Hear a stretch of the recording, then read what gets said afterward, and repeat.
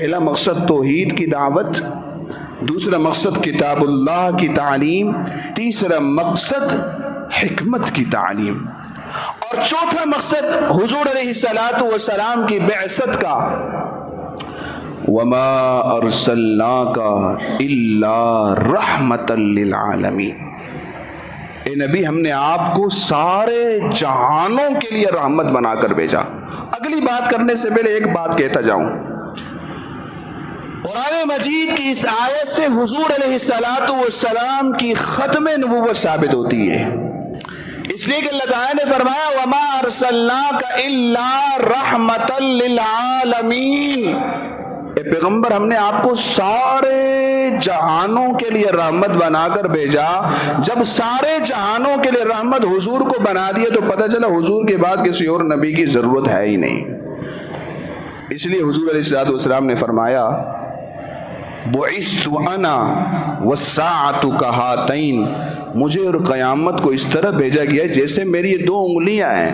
جیسے ان 2 انگلیوں کے درمیان کوئی فاصلہ نہیں ہے، کوئی تیسری چیز نہیں ہے، میرے اور قیامت کے درمیان کوئی تیسرا نبی نہیں ہے، میں ہوں اور میرے بعد فوراً قیامت ہے، کوئی نبی نہیں آئے گا۔ میرے مسلمان دوستو، حضور علیہ الصلوۃ والسلام کی بعثت کے مقاصد بیان ہو رہے تھے۔ چوتھا مقصد حضور علیہ الصلوۃ والسلام کی بعثت کا، سارے جہانوں کے لیے رحمت، جب میرا نبی ہے تو پھر ہم بھی سارے جہاں والوں کے لیے رحمت بن جائے نا۔ محمد الرسول اللہ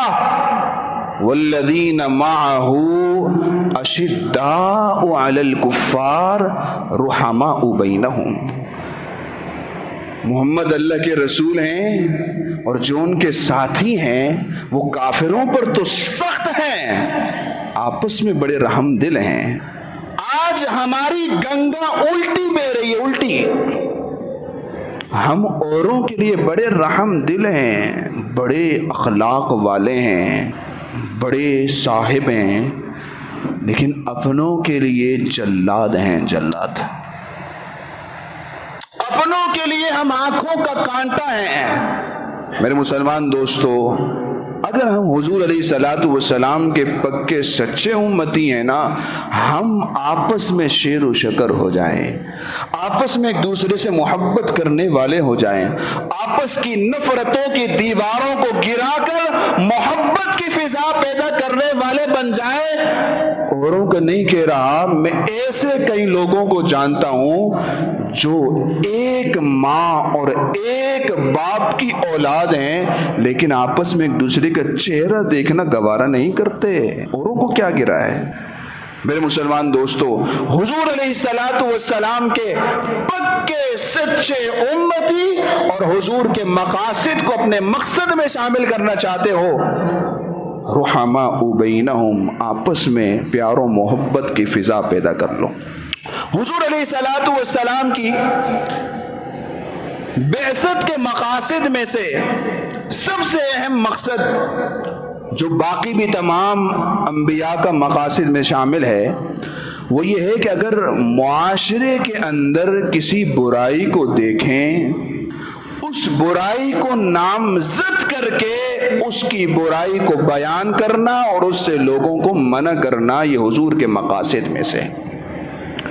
اور صرف حضور کے مقاصد میں سے نہیں، جتنے بھی انبیاء گزرے ہیں 1.25 لاکھ، تمام کے تمام انبیاء کی بعثت کے مقاصد میں سے یہ مقصد شامل ہے کہ اگر معاشرے میں کسی برائی کو دیکھیں، ببانگ دہل اس برائی کا نام لے کر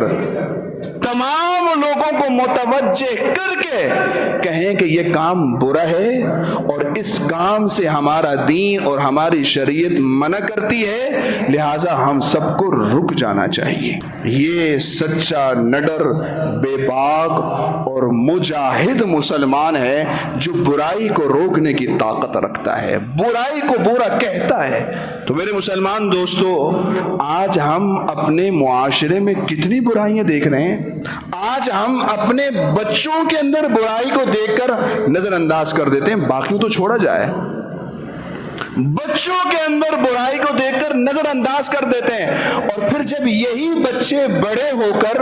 ماں باپ کے نافرمان بنتے ہیں تو پھر ماں باپ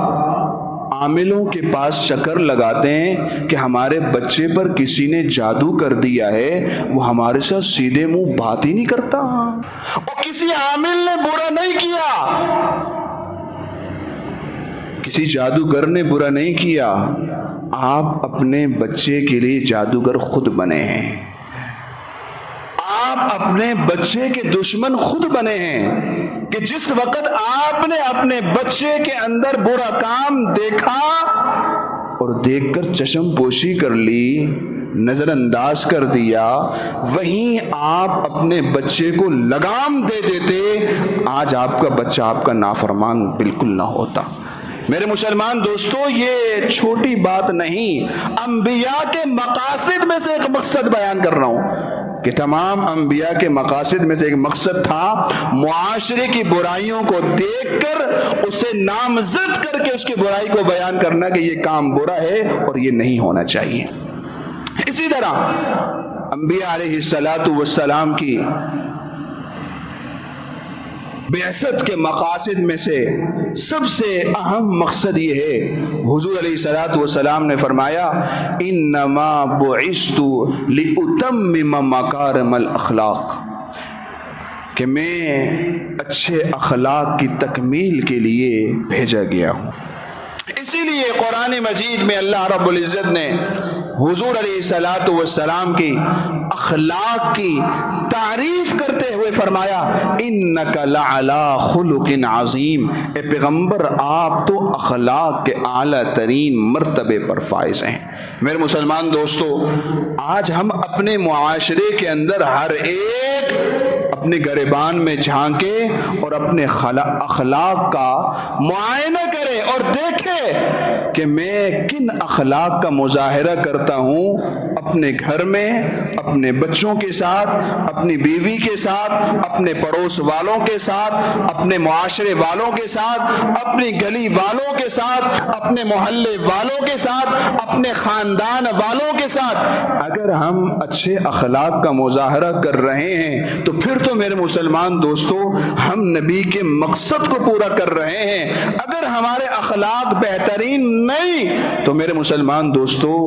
ہم نبی کے مقصد کو پورا نہیں کر رہے۔ اللہ تعالی ہم سب کو سمجھنے کی اور عمل پیرا ہونے کی توفیق نصیب فرمائے۔